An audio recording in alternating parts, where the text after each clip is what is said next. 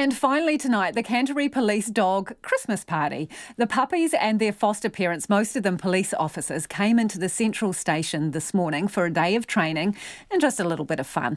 Our reporter Logan Church and videographer Simon Rogers got an invite. What happens when you have a room full of police puppies, police officers and journalists? Absolute pandemonium. But it's this kind of chaos these dogs and their foster parents love. In Canterbury, there are up to 11 trainee police dogs at any one time. One of them is 11-week-old Roki, and her foster parent Will. She's into everything, eh? She tries to chew everything, bite everything. She's got a lot of energy, so she's a bit of a character. She'll be the youngest here, wouldn't she? Definitely, yeah, she's by far, I think. Yeah. Have you fostered dogs before? No, this is my first foster dog, so yeah. No, it's been an interesting experience so far. Is that something you always wanted to do? Or? Yep, absolutely, yep. Ever since before I joined the police, this is always something I've wanted to do. The foster system has been carefully set up by police. Most puppies are placed into the care of officers, many of them young, many interested in one day becoming dog handlers. They look after the dogs at home for up to a year before the police take them back. It must be heartbreaking, secretly, to give them back at the end of it. I imagine it's going to be pretty tough. Fortunately, I haven't had to go through it yet, so I'm not looking forward to it, but yeah, I've heard it's pretty tough to give them back.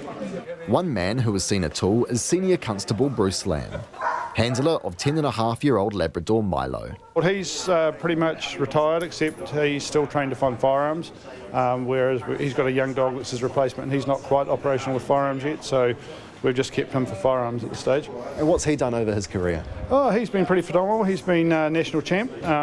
He's had some really, really good cash and huge drug fines, but yeah, so I've got a young dog now, and he's very close to ending. What sort of training is involved?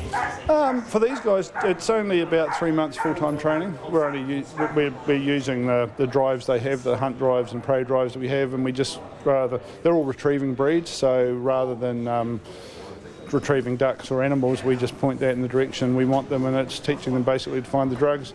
And instead of trying to retrieve it, we just get them to sit. And so it's not a difficult process if the dog's got a good nose on them. But not all up-and-coming canine officers make the cut. As the human leader of the Canterbury Dog Program, Kerry Gray explains. That's the beauty of the foster program, is that we can identify early now whether a dog is going to push itself on to be a full-on operational dog.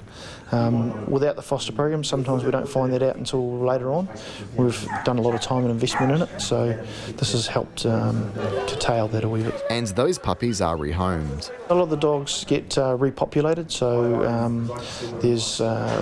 we sell some to the public, and they all get rehomed in and around the country. After a photo shoot and a time to run around, it's back to work for these pups.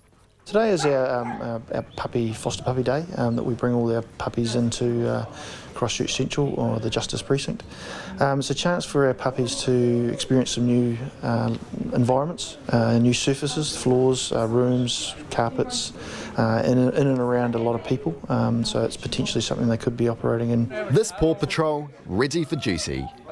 Almost. In Christchurch for Checkpoint, Logan Church.